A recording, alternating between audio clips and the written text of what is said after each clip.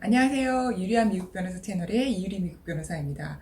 오늘은 많은 분들이 질문 주시는 재해국 허가서에 대해서 말씀을 드릴 건데요. 처음에는 재해국 허가서를 쓰셔야 되시는 대상이랑 그리고 목적 그리고 어떤 방식으로 작성되는지에 대해서 간단하게 혼자서도 하실 수 있게끔 설명을 드릴 거예요. 근데 제 개인적으로는 혼자서 하시는 거 추천드리진 않아요. 그 이유도 나중에 설명이 나올 거예요. 그리고 재해국 허가서를 쓸 때 저희가 영주권자 신분이기 때문에 세금 관련된 이슈가 있어요. 그것도 오늘 제가 말씀드릴 거예요. 그 굉장히 중요한 이슈니까 잘 들어보셨으면 좋겠고 이 부분 때문에 제가 제발 꼭 봐주세요 했던 거예요. 그리고 제가 현직에서 질문 많이 받는 Q&A 몇 개 가져왔으니까 그것도 오늘 소개시켜 드릴게요. 재해국 허가서 대상 어떤 분이 쓰셔야 되는지 먼저 말씀드립니다. 재해국 허가서는 미국 영주권자가 되신 분들이 쓰실 수 있는 내용이에요. 재해국 허가서는 왜 써야 되느냐 하면은 미국 영주권자는 이민법상 1년에 183일을 미국에 체류를 해주셔야 돼요. 그게 6개월하고 하루거든요. 183일은 계속 쭉 미국에 있으셔야 되는 건 아니고요. 1년에 띄엄띄엄 있어도 183일 채워주시면 재해국 허가서를 쓰실 이유는 없으세요. 그럼 재해국 허가서를 쓰셔야 되는 분들은 어떤 분이냐면 1년에 183일을 미국에 체류 못할 것 같은데 당장 미국에 못 들어가실 것 같은 분들이에요. 재해국 허가서도 나와 있거든요.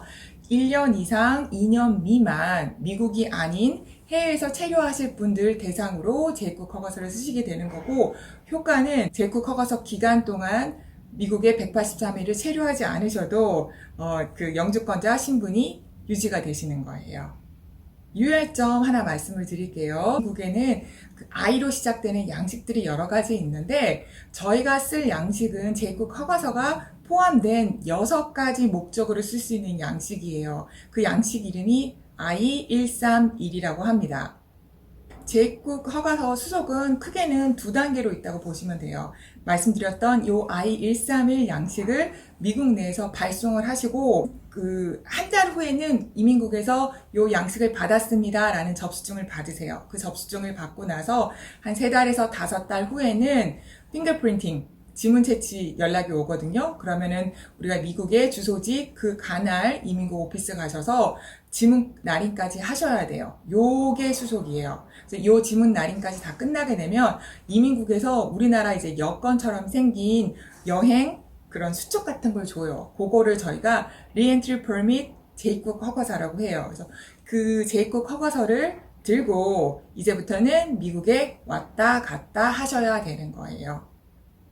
재입국 허가서의 그 기간은 얼마나 주나요? 많이들 물어보시는데요. 최대 2년을 줘요. 그래서 재입국 허가서는 사실상 이민법상 뭐 한 번만 쓴다 이게 아니에요. 횟수가 정해져 있지 않거든요. 쓰실 수 있을 만큼 쓸 수 있는데 기본적으로 미국에서 내가 거주를 할 사람인데 일시적인 사정 때문에 해외에 나와 있는 것들을 보여주는 거거든요. 그래서 무작정 쓸 수는 없는 거예요. 왜냐하면 영주권자 신분은 미국에 1년에 183일 체류를 해주셔야 되기 때문에 어느 시점에 가서는 이제 재입국 허가서 쓰는 것들 할 수가 없으니까 영주권을 포기하고 미국에서 이제 나오셔야 되는 경우도 생기거든요. 그래서 이 관련 재입국 허가서를 쓰는 게 좀 미묘하다 보니까 저는 반드시 변호사와 그리고 재입국 허가서 전문적으로 해보신 분들이랑 의논 꼭 하셨으면 좋겠습니다. 재입국 허가서를 신청을 할 때 수령 장소를 미국에 있는 내 거주지로 하실 수도 있고요. 재입국 허가서를 쓰고서 이제 한국으로 나와 주실 수도 있거든요. 그때는 재입국 허가서 자체를 한국 내에서 수령하실 수도 있어요. 여기서 투자이민처럼 맨 처음에 영주권을 2년짜리 조건부 영주권을 받으시는 분들이 있거든요. 뭐 결혼 비자에 있으신 분들이라던가 카테고리마다 2년을 먼저 주는 영주권이 있어요. 그리고 두 번째 심사를 해서 10년짜리 보통 영주권으로 넘어가시는 분들이 있는데 이런 분들이 맨 처음에 2년짜리 영주권을 받고 1년이 된 시점에서 재입국 허가서를 쓴다고 하면은 그때는 재입국 허가서가 2년짜리가 나오지가 않아요. 우리가 맨 처음에 받았던 2년짜리 영주권 기준으로 그 영주권 마지막 날까지 해서 재입국 허가서를 받고요. 다음에 이제 또 재입국 허가서를 쓴다고 하면은 그 다음 단계 수속으로 넘어가서 쓰셔야 되세요. 이제부터는 재입국 허가서 I-131의 작성 양식에 대해서 알아볼까요? 미 이민국 USCIS 사이트에 가시면 각 이민 양식들을 다운받으실 수 있어요. 구글링 하셔서 I131만 치셔도 이민국 사이트에 직접적으로 그 양식 다운받으실 수가 있습니다. 작성 요령에 대해서 말씀을 드릴 건데요. 재입국 허가서의 양식은 I131입니다. 우선은 이민국에서 요 I131 양식을 다운받아 주시고 저랑 한번 시작해 보실까요? 재입국 허가서 I131입니다. 총 5장이고 작성하실 때마다 바코드가 바뀝니다.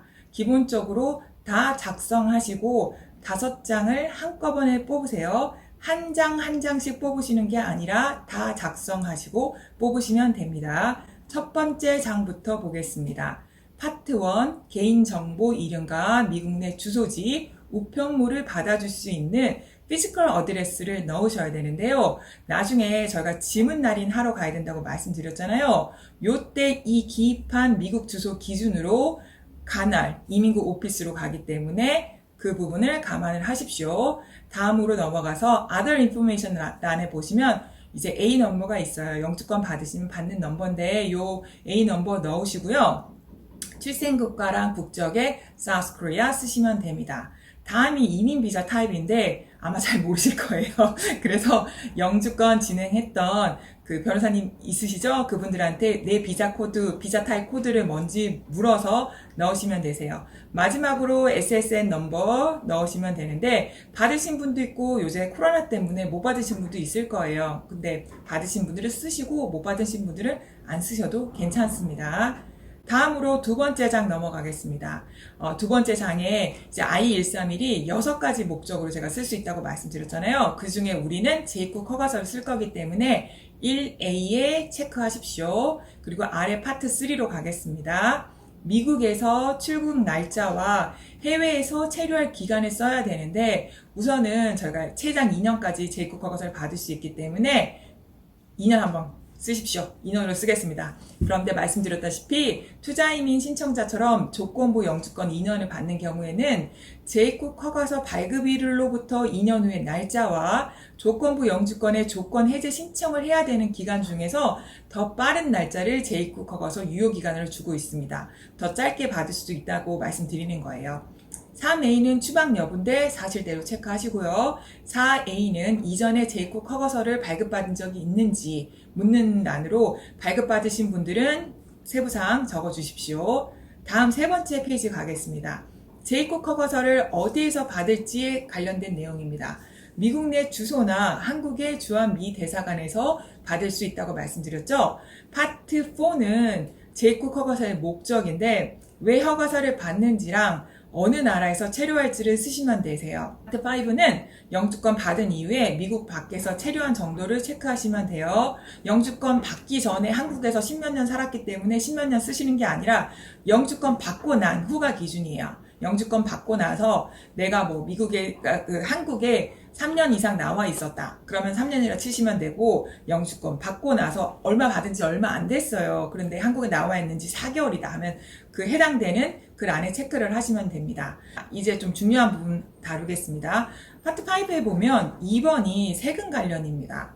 이게 이민 변호사로 너무 중요해서 오늘 이 영상 보시는 분들한테 강조하겠습니다. 관련이 뭐냐면요. 재입국 허가서를 쓸 당시에 너가 미국의 레지던트, 거주자로서 세금 보고하고 있었느냐 아니면 안 하고 있었느냐 라고 묻는 내용이에요. 예전에 맨 처음에 영주권을 받으신 분들이 영주권 받고 나서 1년 이내에 재입국 허가서를 쓰시는 분들 중에서는 미국 내 박거주자, 난 레지던트로 세금 보고를 했다라고 체크하시기도 하셨어요. 그런데 이제는 트럼프 정권 이후로는 상황이 좀 달라졌기 때문에 이 부분 말씀을 드리려고 해요. 왜냐하면 세금을 내지 않으면 그 나라 영주권을 유지할 생각이 없다라고 보는 기조가 있어요. 세금에 관련된 내용은 국적이 한국이든 국적이 미국이든 내지는 영주권자이든지 간에 달라지지 않습니다. 기준이 되는 건 단 한 가지, 거주입니다. 내가 미국 시민권자로서 한국에서 거주하고 있다면 한국세법 따라주셔야 되는 거예요. 내가 한국 국적자인데 영주권자예요. 그래서 한국에 나와 있으면 한국세법 따르는 거고 미국에 들어가 있으면 미국세법을 따르는 거예요. 세금 관련 이슈는 이렇게 마무리가 됩니다. 요게 기본이에요. 그런데 저희가 이민을 신청하는 입장이다 보니까 영주권자로서 한국에 나와 있어요. 한국 세금은 한국 국세청이 알아서 하겠죠. 근데 문제는 미국 국세청이에요. 저희가 미국 국세청에 미국 세금 안 내도 세법상으로는 이슈가 없어요. 왜냐면 지금 한국에 거주하고 있으니까요. 그런데 이민법상으로 이슈가 될 수 있는 거예요. 말씀드렸다시피 그 세금을 안 내면 미국 영주권을 유지할 생각이 없다라고 간주하고 영주권을 취소하거나 뺏을 수 있어요. 그래서 지금 같은 시기에서는 저는 되도록이면 비거주자로 미국에서 비거주자로 한국에 나와 있지만 미국의 거주자로서 세금 신고하시고 세금 신고했다라고 체크하고 재국 허가서를 쓰셨으면 좋겠습니다.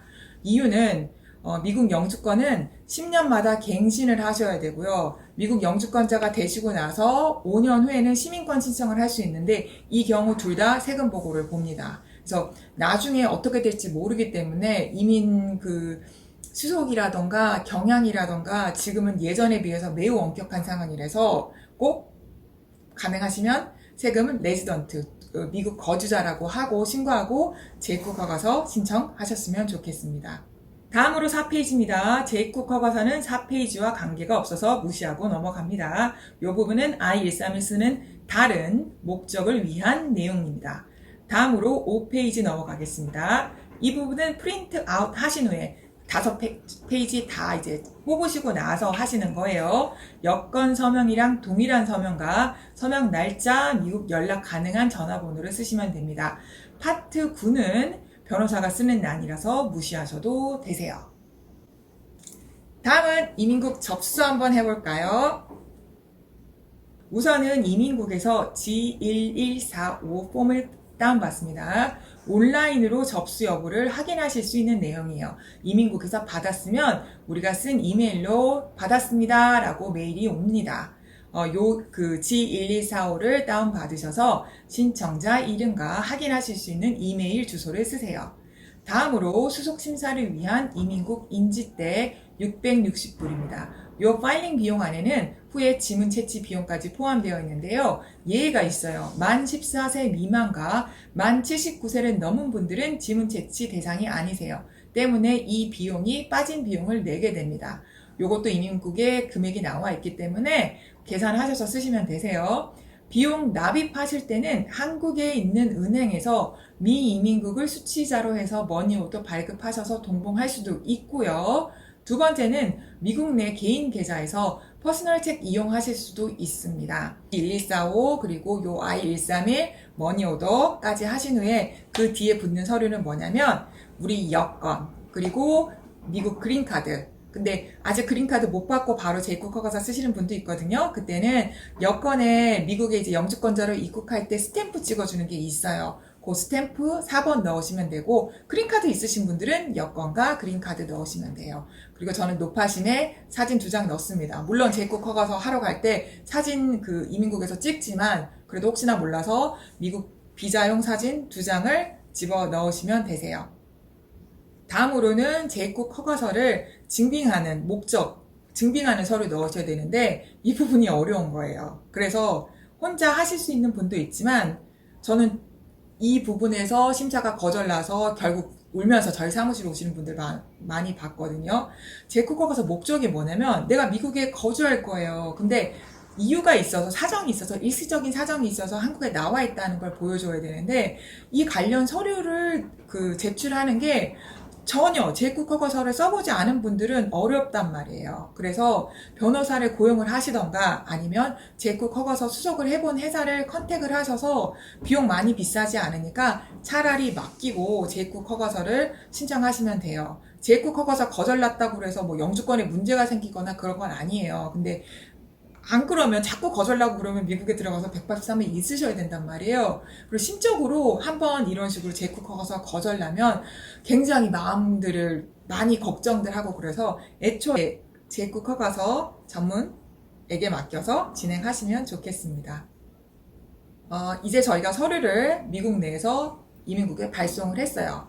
발송하고 나서 바로 한국행 비행기 타고 나오시면 안 돼요. 왜냐면 재입국 허가서는 발송하고 이민국이 받을 동안에 신청자가 미국에 있어야 돼요. 그래서 요새는 그 우편으로 보낼 때 트래킹 조회가 가능하니까 발송하시고 한 3일 정도 걸리는 것 같아요. 3일 안에 아마 이민국이 서류를 받았다라는 이제 확인서를 확인을 트래킹 넘버로 조회가 가능하시니까 그 조회까지 하고 한국으로 들어오시고요. 만약에 그게 아니라 내가 지금 미국에 있을 수 있는 상황이에요. 그런 분들은 발송하시고 말씀드렸죠. 3달에서 5달 후에는 지문 날인하라고 온다고 지문 날인까지 하고 나오시면 되세요. 그게 아니신 분들은 재입국 허가서 발송, 이민국 받았다는 걸 확인하고 나왔다가 3달에서 5달 후에 다시 들어가셔서 지문 날인까지 하고 나오시면 돼요. 그러면은 저희가 이제 이민국에서 재입국 허가서 그 수첩 여권 같은 거 발급해서 줍니다.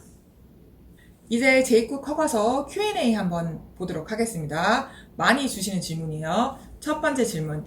서류 제출 시 우리 가족 다 같이 한 양식에 써서 보낼 수 있나요? 라는 질문이 있는데 이분이 이제 I-131 양식을 못 보셨나 봐요. 131 양식에 1인당으로 밖에 못 쓰게 돼 있어요. 그래서 우리 가족이 5명이면 I-131 양식도 5개 필요해요. 그래서 요걸 해서 이제 이민국에 이제 발송을 해야 되는데 우편값이 아깝단 말이에요. 그래서 우리 5명 가족 한꺼번에 한 봉투에 넣어서 이민국에 발송하고 싶으신 것 같은데 추천 안 드립니다. 왜냐면 다 분실될 수도 있어요. 이 사람 이름 모르니까요. 그래서 저는 개인적으로 실무상으로는 5분 다들 각자 보내시라고 말씀을 드리고 있습니다.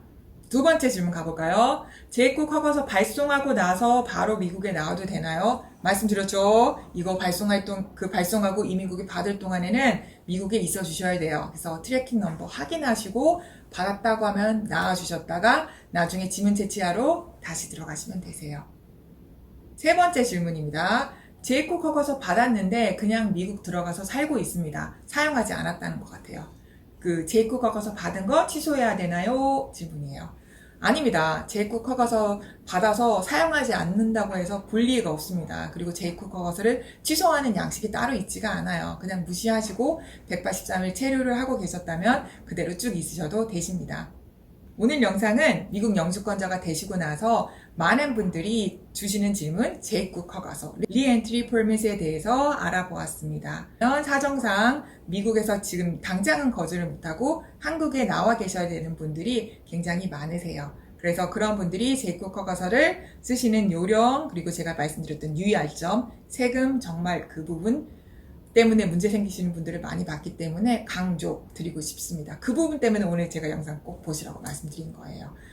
오늘 영상이 조금이라도 도움이 되었으면 좋겠고요. 만약에 이 부분이 헷갈리고 어렵습니다. 그러면 댓글 달아주세요. 아니면 저희 회사 국민 이주로 전화 주시면 되십니다. 오늘 영상이 조금이라도 도움이 되었으면 좋겠고요. 다음번에도 도움되는 영상 가지고 찾아오도록 하겠습니다. 감사합니다.